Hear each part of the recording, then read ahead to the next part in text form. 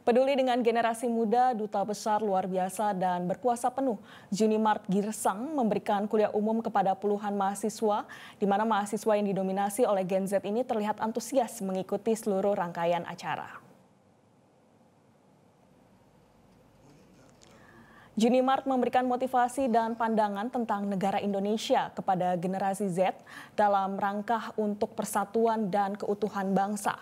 Junimart ingin Gen Z bisa menyikapi secara baik dan melakukan improvisasi dengan cara cerdas tanpa menghilangkan nilai-nilai Pancasila.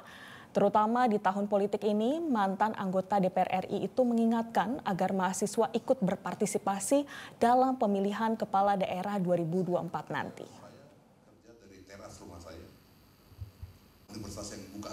Ya, kita memberikan suatu gambaran tentang negara ini, ya bagaimana Gen Z ini bisa menyikapi secara baik, bagaimana Gen Z ini bisa melakukan improvisasi ya secara cerdas tanpa menghilangkan nilai-nilai dari Pancasila. Itu paling pokok.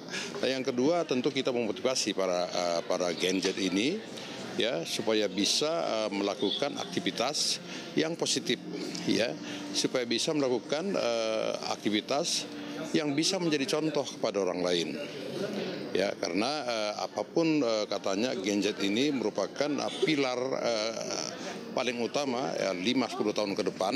Jadi tujuannya itu sendiri adalah untuk meningkatkan wawasan kebangsaan para mahasiswa, khususnya kami angkatan 2000-an, yaitu adalah maksud ke Gen Z gitu Bang. Harapannya kami yang mungkin fighting spiritnya lebih kurang ya dibanding orang tua zaman dulu, mungkin bisa lebih aktif lagi untuk memasuki dunia politik, lebih menegakkan hukum dan memajukan bangsa dan negara itu sendiri Bang. Jelajahi cara baru mendapatkan informasi. Download Metro TV Extend sekarang.